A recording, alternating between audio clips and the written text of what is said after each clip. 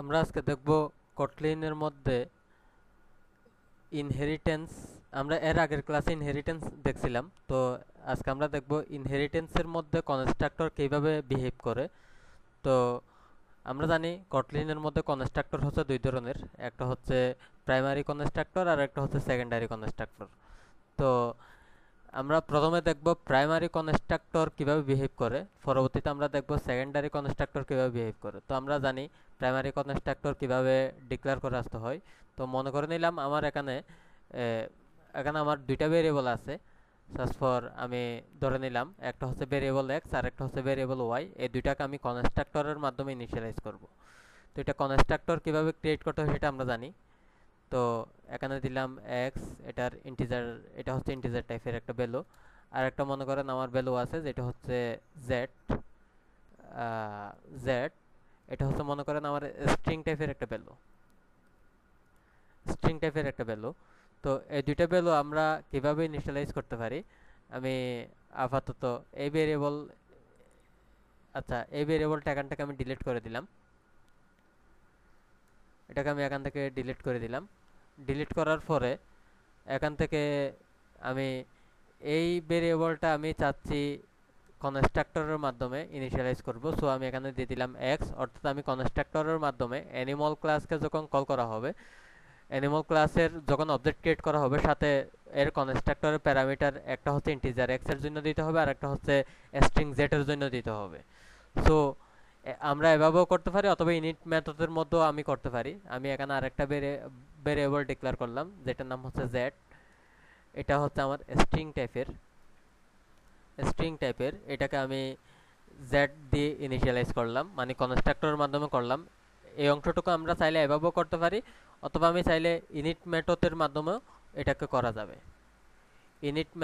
ইনিটের মাধ্যমে এটাকে আমি ইনিটের মাধ্যমে করতে গেলে কিভাবে করতে হবে, আমি এটাতে দিয়ে দিলাম মনে করেন আমি ইন্টিজার টাইপের একটা মান দিয়ে দিলাম 0, আর এটাতে আমি দিয়ে দিলাম মনে করেন ব্ল্যাঙ্ক স্ট্রিং, দিয়ে দিলাম।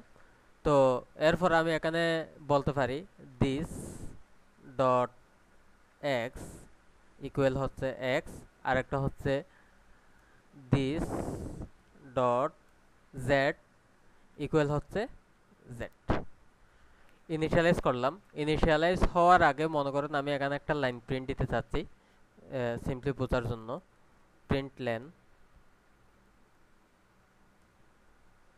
এটা দিলাম super class constructor, super,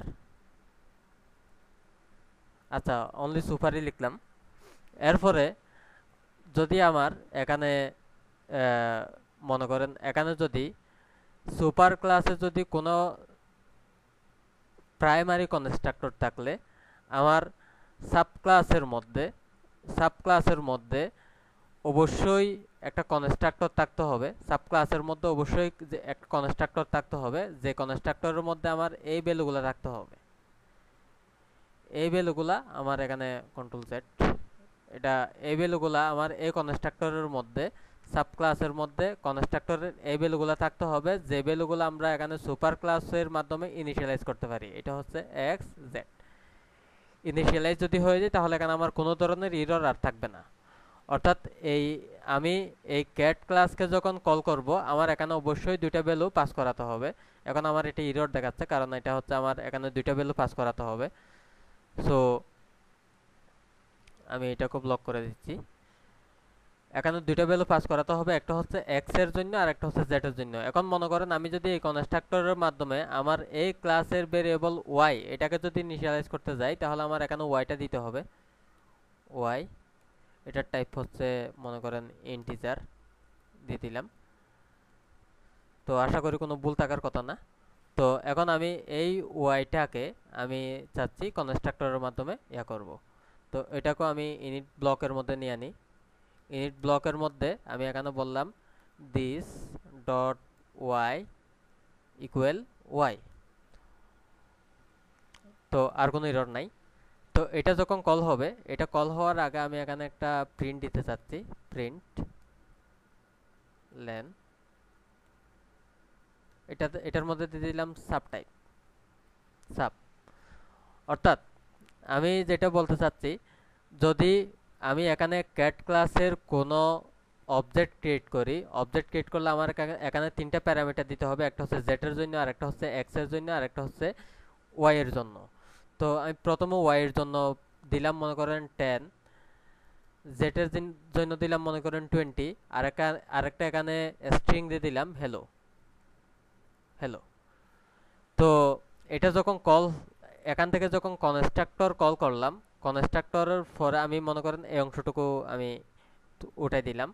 constructor যখন ক্রিয়েট করলাম, কনস্ট্রাক্টর ক্রিয়েট করলে এই কনস্ট্রাক্টর এটাকে কল করবে।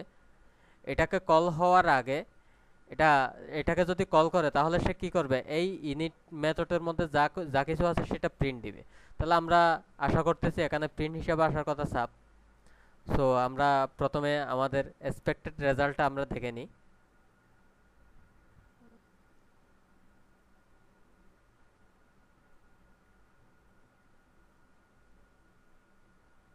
আমরা এখানে দেখতেছি সাব, সাবটা হচ্ছে সুপারটা আগে কল হয়েছে, সাবের আগে সুপার কল হয়েছে। অর্থাৎ যদি সাব ক্লাস সুপার ক্লাসে কোনো কনস্ট্রাক্টর থাকে, ডিফল্ট কনস্ট্রাক্টর ব্যতীত অন্য কোনো কনস্ট্রাক্টর থাকলে ওই সুপার ক্লাসের, ডিফল্ট কনস্ট্রাক্টরও থাকতে পারে, সুপার ক্লাসের কনস্ট্রাক্টরটা আগে কল হবে। সুপার ক্লাসে যে কনস্ট্রাক্টর আছে সেই কনস্ট্রাক্টরটা আগে কল হয়েছে, অর্থাৎ আমার এই সুপার লেখাটুকু আগে আসলো। এরপরে হচ্ছে সাব ক্লাসের কনস্ট্রাক্টর কল হবে, সাব ক্লাসের কনস্ট্রাক্টর কল হলো। তো আমার এখানে অ্যানিমাল রানটুকু কোথায় কোত্থেকে আসতেছে আমার, ও এখানে আমার এই মেথডটাকে কল করা হয়েছিল, আমি এটাকেও ব্লক করে দিলাম। আর এই প্রিন্টটাকেও আমি ব্লক করে দিলাম। তাহলে আমরা যদি এখন দেখি, এটাকে আমি আবার রান করতেছি,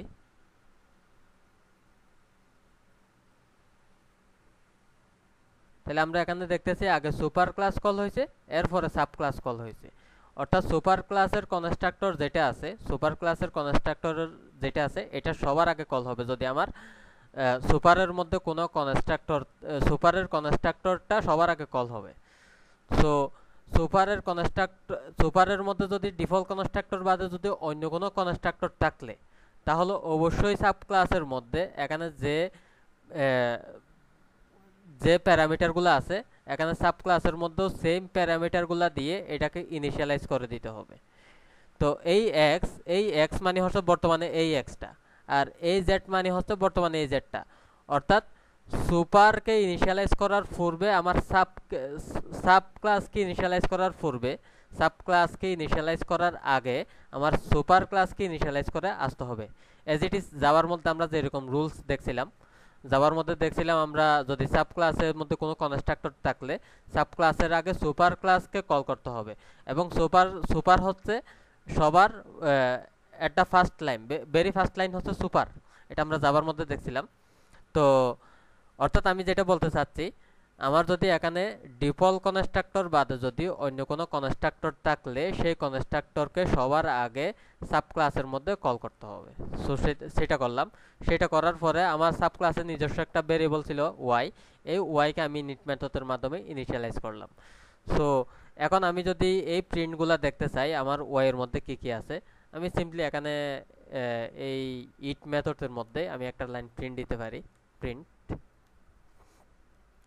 লেন। এখানে আমি $x $y আর $z এটাকে প্রিন্ট দিতে পারি।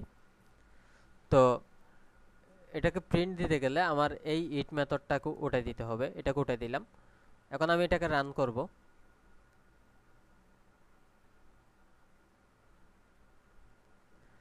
এটাকে রান করার পর আমরা এখানে ভ্যালুগুলো দেখতেছি। এখানে আমি এক্স এর ভ্যালু হিসেবে পাস করেছিলাম কত, এক্স এর ভ্যালু হিসেবে আমি এখানে পাস করেছি 20।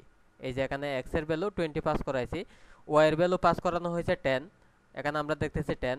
আর এখানে জেড এর ভ্যালু হিসেবে পাস করাইছি আমরা হ্যালো, আমরা এখানে আউটপুট হিসেবে দেখতেছি হ্যালো।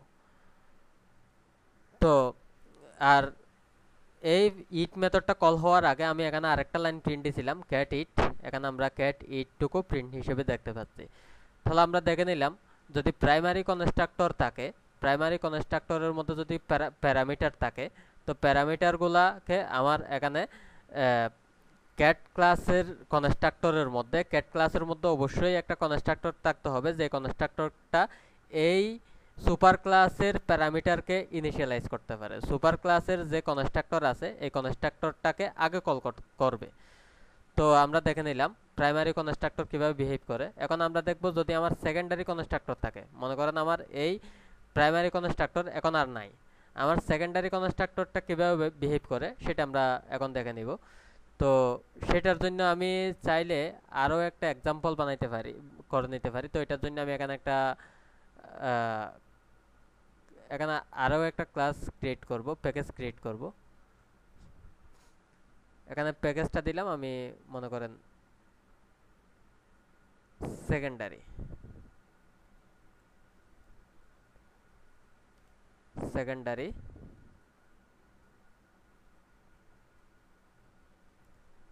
Cons inheritance.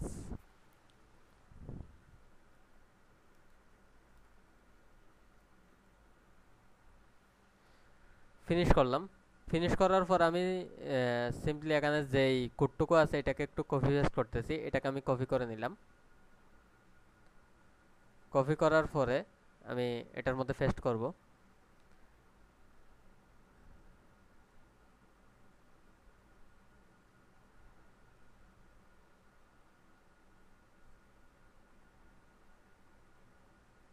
এটার মধ্যে পেস্ট করলাম। তো পেস্ট করলে আমার এটা প্যাকেজের নামটুকু চেঞ্জ করে দিয়ে আসতে হবে। এটা ছিল আমার, আচ্ছা আমি এখান থেকে প্যাকেজের নামটুকু একটু কপি করে নিই।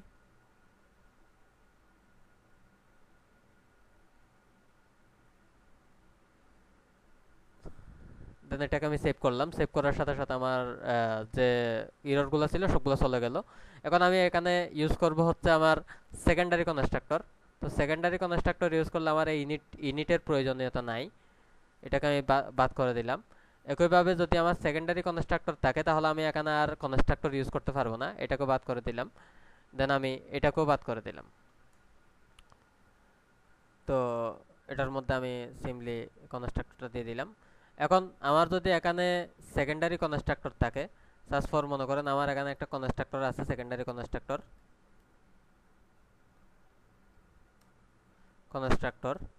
তো কনস্ট্রাক্টরের মধ্যে আমার এক্স এবং জেড কে ইনিশিয়ালাইজ করার জন্য এক্স, এক্স এর টাইপ হচ্ছে ইন্টিজার, আর একটা হচ্ছে জেড, জেড এর টাইপ হচ্ছে মনে করেন স্ট্রিং।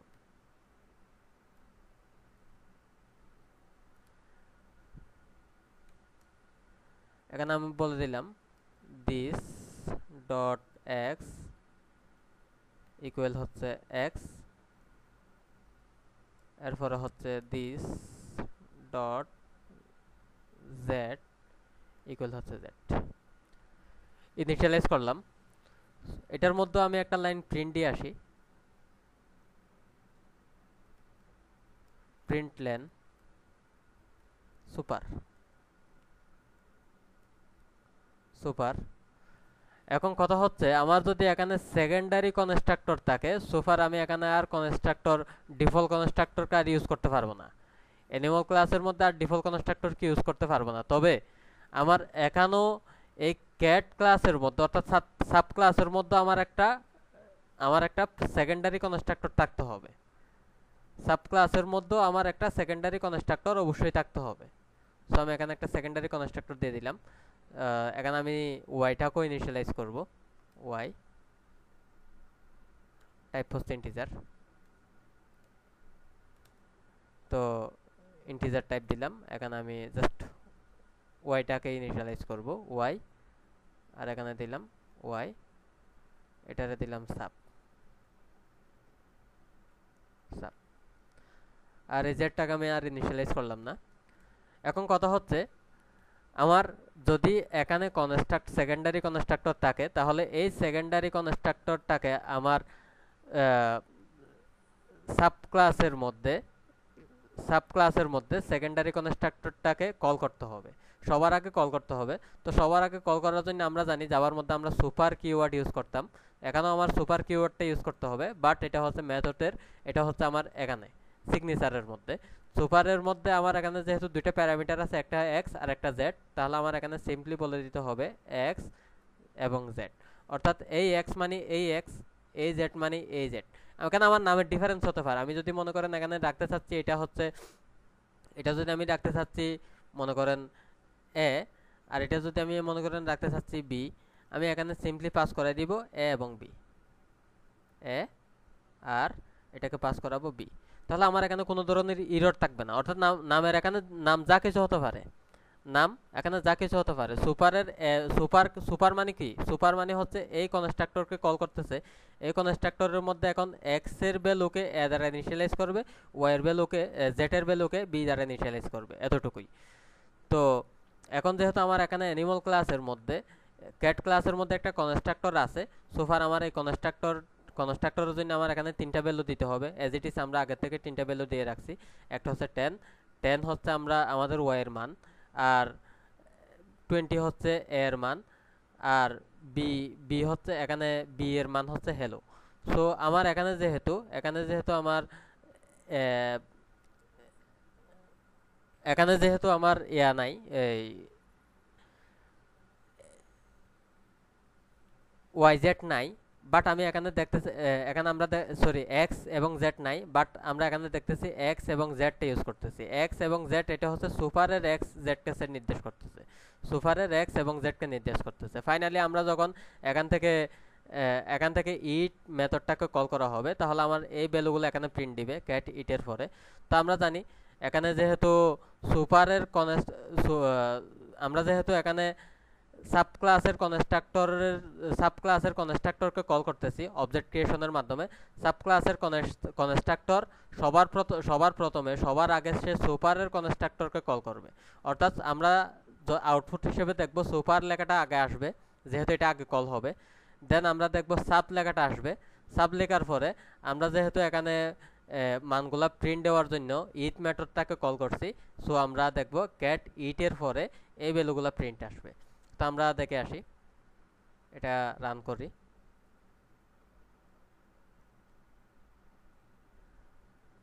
তো আমরা এটা রান করলাম। রান করার পর আমরা যা কিছু বলছিলাম এখানে সব কিছুই দেখা যাচ্ছে। তো এখানে একটা লক্ষণীয় বিষয় হচ্ছে সাব দুইবার প্রিন্ট দিল। তো সাব কেন দুইবার প্রিন্ট দিল আমরা সেটা একটু দেখে আসি। আমরা এখান থেকে ইনিট মেথডটা ডিলিট করতে ভুলে গেছিলাম, এটাকে আমি বাদ করে দিলাম। এখন আমি আবার রান করতেছি, আবার রান করলাম। তো আবার রান করার পরে আমরা এখানে আউটপুট হিসেবে দেখতেছি 20, 10 হ্যালো। তো এই হচ্ছে সেকেন্ডারি কনস্ট্রাক্টর এবং প্রাইমারি কনস্ট্রাক্টর কিভাবে ইনহেরিটেন্সের মধ্যে কিভাবে তারা বিহেভ করে এই নিয়ে আলোচনা। তো আজকে এতটুকুই, ধন্যবাদ সবাইকে সাথে থাকার জন্য।